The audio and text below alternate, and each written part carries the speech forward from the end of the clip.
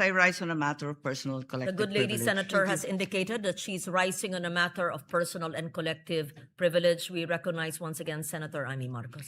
Thank you very much. Magandang hapon po, Madam President, our Majority Leader, the ladies and gentlemen of the Senate. I rise today on a matter of personal and collective privilege to address a pressing issue of utmost national importance. For far too long, our Filipino people have been left uncertain, confused, deliberately kept in the dark regarding the true intentions behind the continuing and increasingly belligerent efforts to append the new Senate leadership and, worse, to amend the Constitution.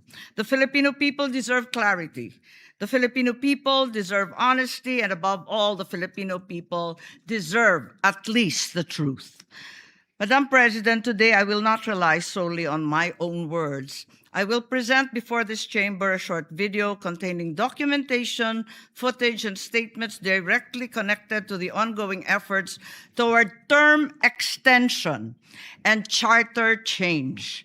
With your permission, therefore, may we now direct the technical team to play the video presentation. Bakit nagpalit ng liderato sa Senado? May I be allowed to humbly move to declare all seats vacant, Mr. President? With 13 affirmative votes, 10 negative votes, and 1 abstention, the positions in all the positions in the Senate is hereby declared vacant. Bakit ito nilusog?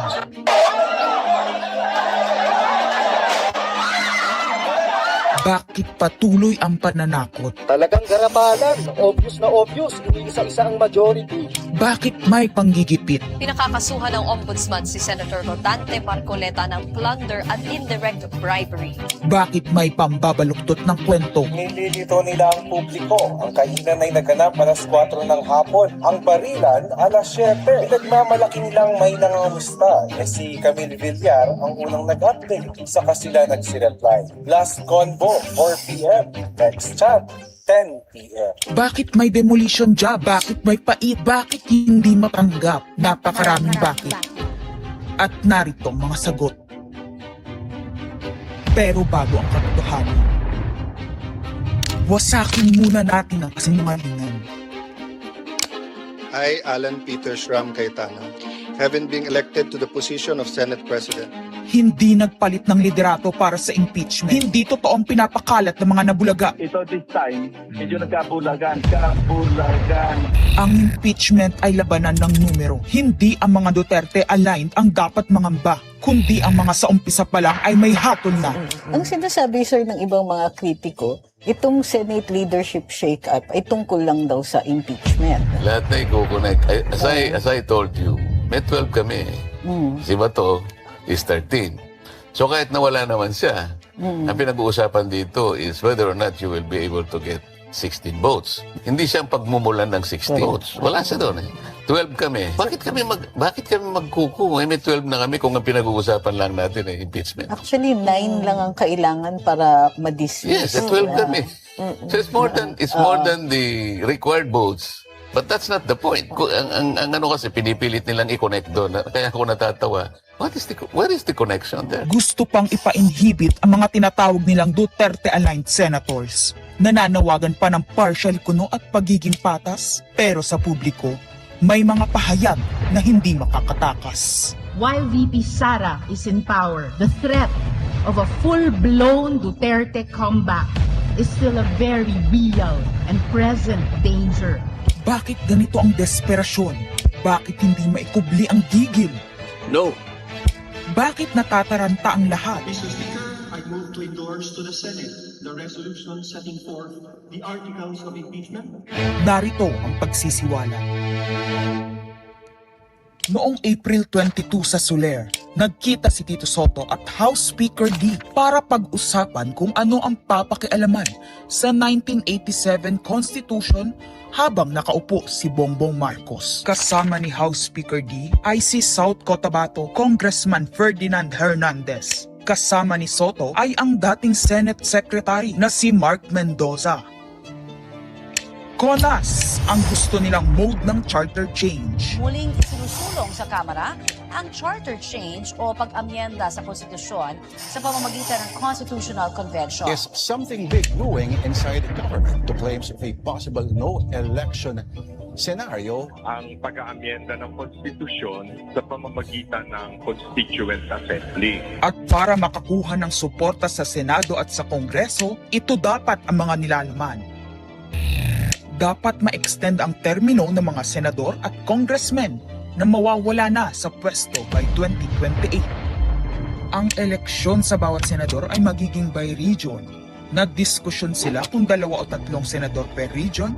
Kinompute nila kung mayroong 18 regions, nasa 36 o 54 ang magiging senador. Lumutang din ang usapang para hindi makaporma si Inday Sara sa 2028, gawing 50 years old ang edad ng pwedeng tumakbo. Pero nagpanukala rin si Soto na pwedeng gawing 35 years old para kay Vico Soto. Dahil ipagmamayabang niyang kayang talunin ito si Inday Sara. Meron ako idadagdag maganda, Vicky. Ibaba natin ang edad ng presidente to 35. Magagaling ng bata ngayon eh. Magagaling eh. Ibigay na natin sa mga kabataan na pagpatakbo nitong bansa. Baka puro matino pa mailagay natin. Baka sabihin nila, Senator Soto, this is to siguro allow your nephew, ba, si Vico, na tumakbo. Sabi ko na maging qualify. Sabi ko na mag-iisip sila ng gano'n, hindi ko naisip si Vico ron.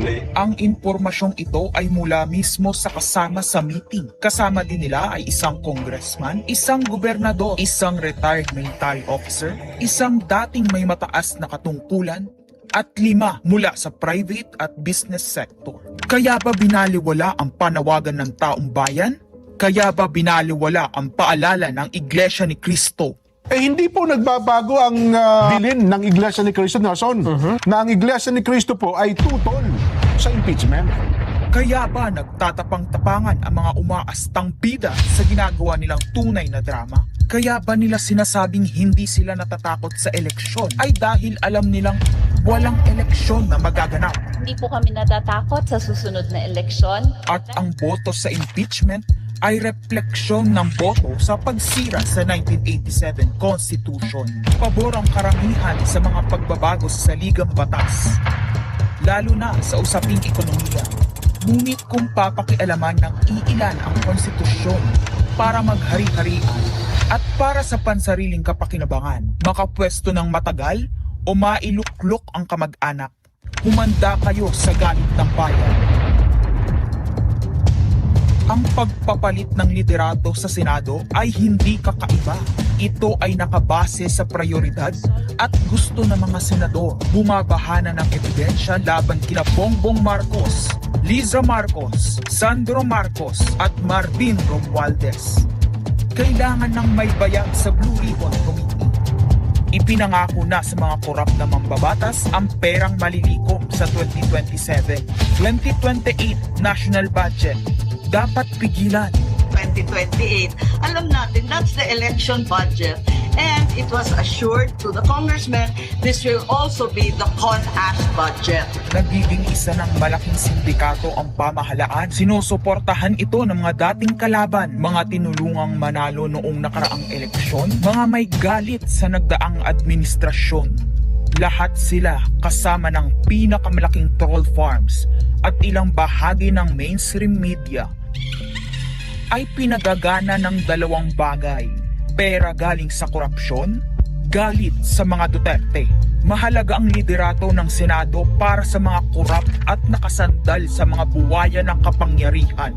Ngunit mas mahalaga ito sa mga naninindigan na ang Senado ay bantayog ng konstitusyon na hindi dapat tinatakot, sinusuhulan at iniipit upang maging tau-tauhan. Maaaring hati ngayon ang Senado. Maaaring kanya-kanyang bersyon ng kwento. Wala nang pakialam kung ano ang totoo. Isa itong indikasyon na gumagana ang demokrasya. Kailangan lang maalala ng bawat senador na kahit sila ay may kapangyarihan, hindi dapat nila malimutan magpakatao.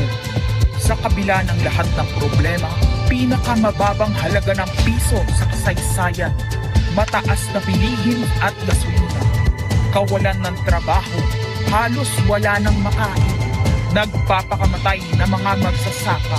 Ang inuuna ay politika, impeachment at kung ano-anong propaganda para mabalik ang kontrol sa Senado ng mga nangako na maisakatuparan ang pagpapahaba ng panahon sa kapangyarihan.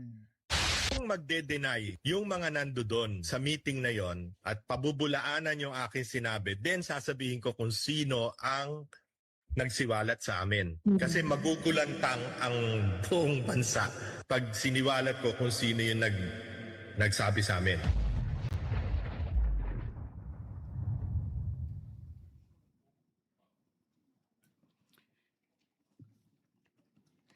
Impeachment, no elections, term extension. Ito ang inaatupag ng ilang mambabatas na nagiging mambubutas ng sikmura ng taong bayan. Inuuna ito kesa gutom, trabaho, kalusugan, kabuhayan. Gusto nilang pahabain ang paghihirap ng Pilipino, gusto ata nilang gumapang ang bayan sa dusa, gaya ng paggapang ng mga buhaya sa kaban ng bayan at konstitusyon. I just want to point out that the video that the lady senator presented was obviously opinionated, a propaganda tool, right? It's should be stricken off the record, Madam President. And it's unparliamentary. We've seen videos presenting evidence on issues that are taken up on the floor. Senator Tulfo always comes out with videos showing people being mauled, people being abused for the information of this body to act on that particular issue. But to come up with an opinionated piece like that, ganong klaseng video na propaganda, na showing intrigue. Kasi ako, Madam President, hindi naman ako sang-ayon sa people's charter change. I was the first one in this institution who fought that kind of move with the PI, and all of us together, kaming lahat, for the first time in the history of the Senate, 24 senators tumayo dyan at pinasapu natin yung Contra People's Initiative, na fake People's Initiative, na talagang kinall out natin yung lahat ng grupo ng tumutulak nun, from the Speaker and even Malacanang, kinalaban natin. Kaya wala kaming kinalaman dyan. Bakit sinama kami dyan sa propaganda na yan? Na dahil kami, Duwag 11? Ano ba yan? Bulaga 11? At grade 13? That should not be shown here. Because what will stop us now, Madam President, for that lady senator, that we come up also with a propaganda video here, papalabas din namin, yung mga sala nila. Oo, kung ano-ano, hindi naman kami ganyan. No? To gain traction, to gain views and publicity, will destroy our fellow colleagues here? Walang ganyanan.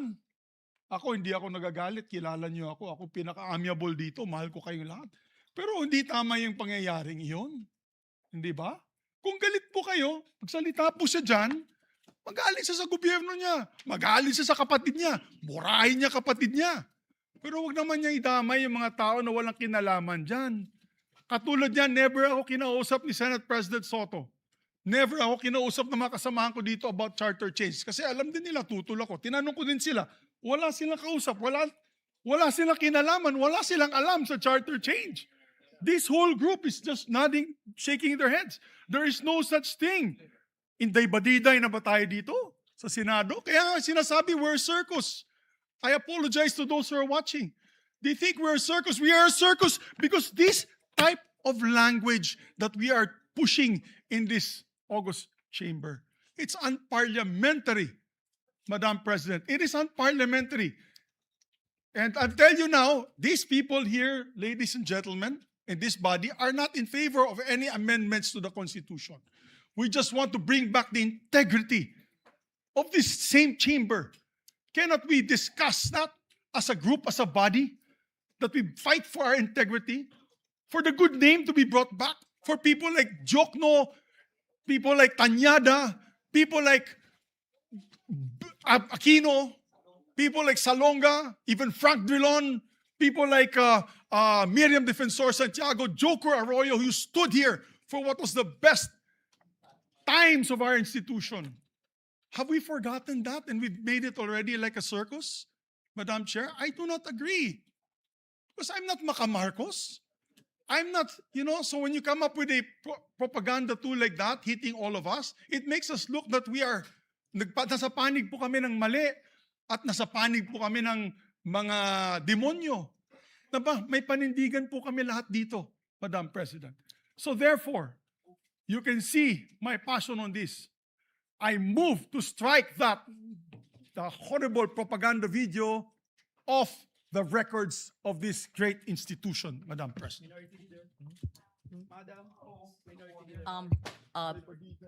Before I recognize the former Senate President, may I ask the former Senate President, Senator Subiri, is that transformed into your motion? Yes, that's a motion. That is your motion. That is a motion, Madam. Yes. Your Honor. Well, this is a way of seconding the motion of Senator Subiri. First of all, the presentation, or what we call the editorial video that we witnessed, yes. I would like to take exception of my being mentioned there.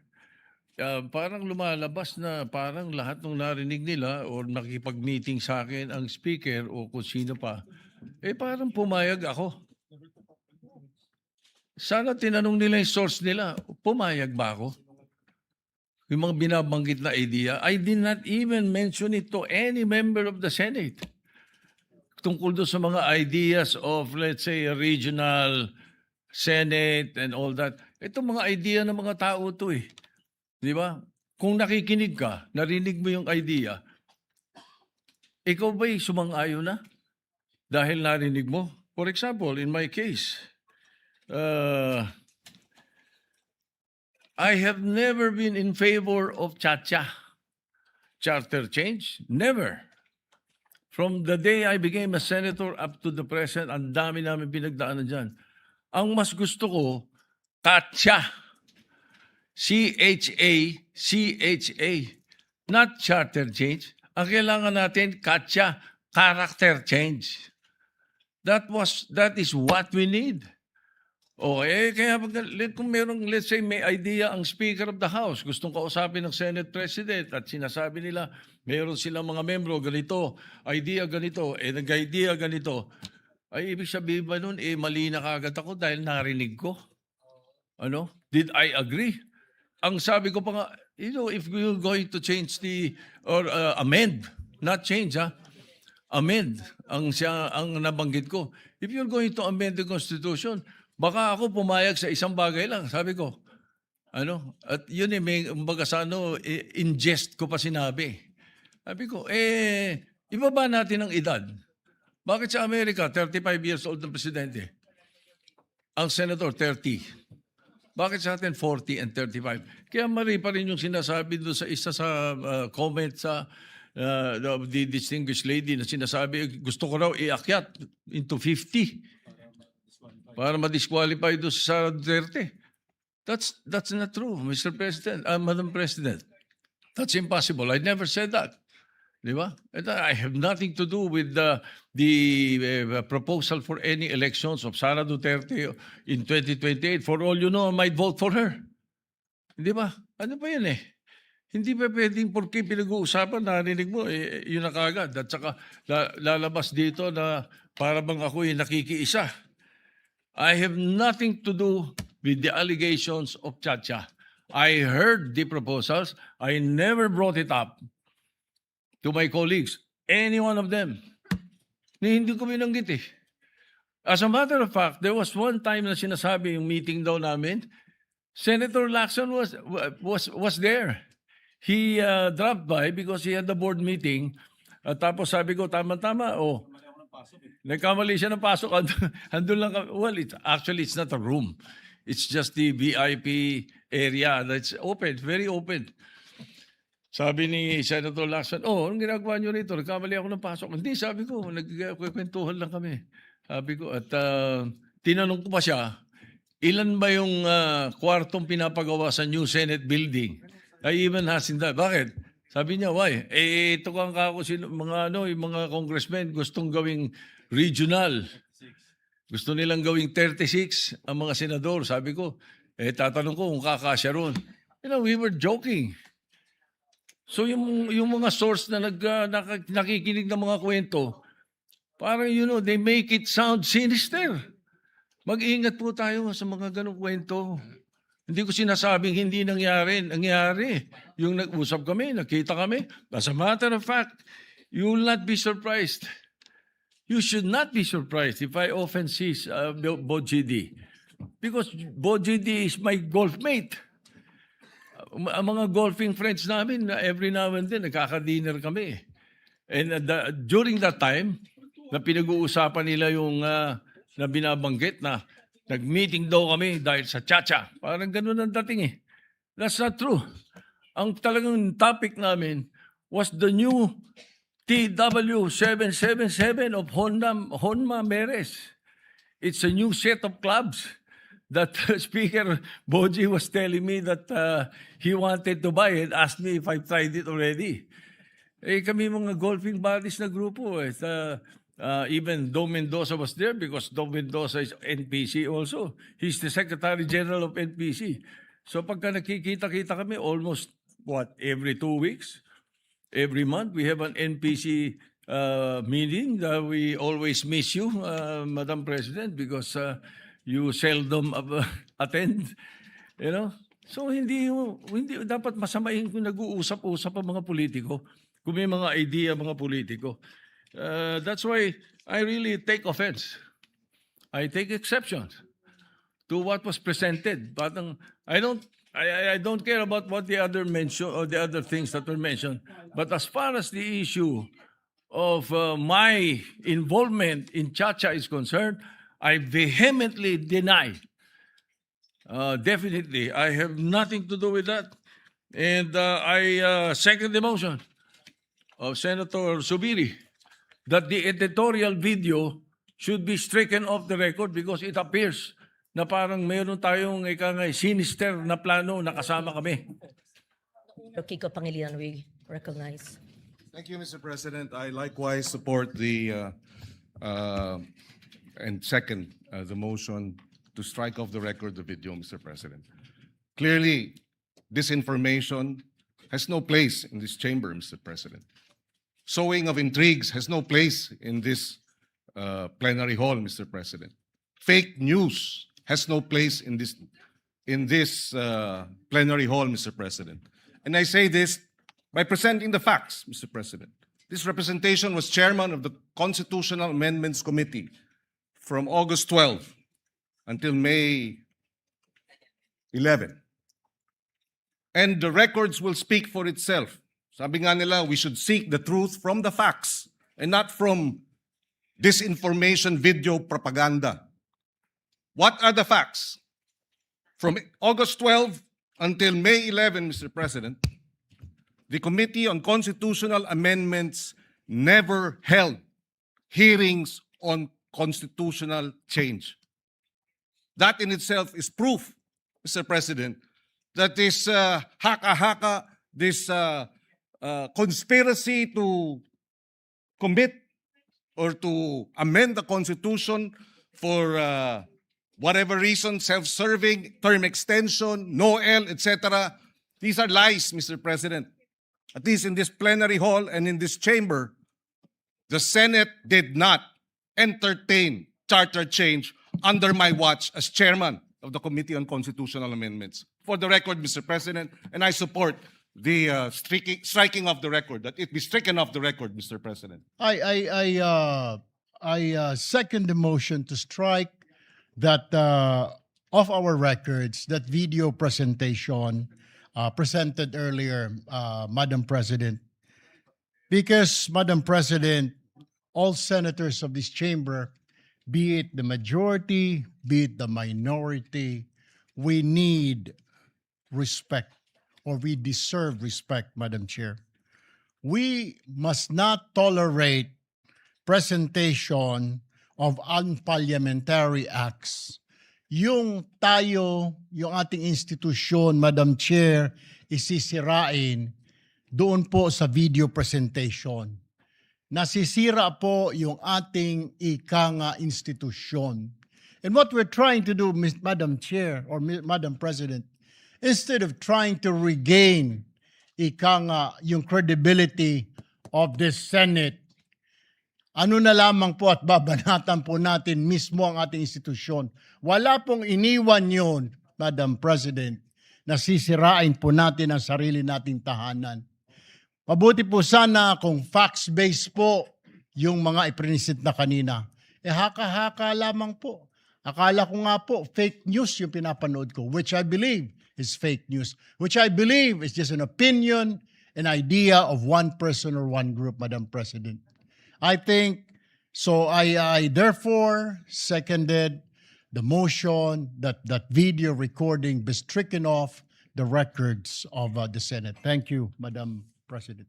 Just for the record, so that it is clear that's Rule 34, Section 93. Acts and language which offend the senator or any public institution shall be deemed unparliamentary. And Section 94, no senator under any circumstances shall use offensive or improper language against another senator or against any public institution, just for the record. We recognize then Senator Sherwin Gatchalian. Thank you, Madam President. Madam President, for the record, never ho namin na pag-usapan po ang charter change. CONAS, CONCON, People's Initiative, never po lumabas yung pangalan ng charter change sa aming pag-uusap.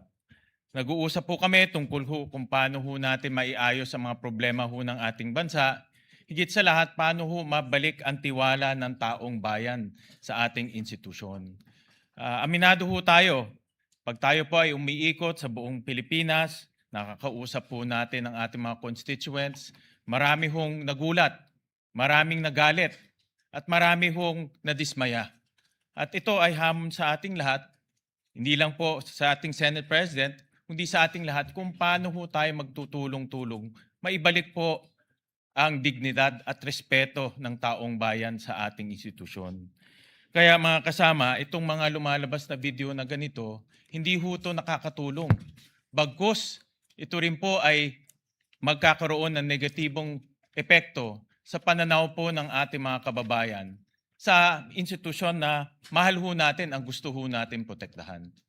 So with that, Madam President, let me second the motion of Senator Miguel Zubiri, invoking Section 93 of our rules, acts, and language which offend a senator or any public institution shall be deemed unparliamentary. Thank you, Mr. President. Thank you, Madam President. Thank you, Senator Sherwin Gatchalian. Let me just also note that maintaining and restoring the dignity of the institution, the Senate as an institution, is not a monopoly of a few in this institution. I believe that each and every one of us in this institution wishes to maintain the dignity. And all of us, to the best of our ability, whenever we are in plenary or in hearings or even outside our premises, are bound to that. Thank you.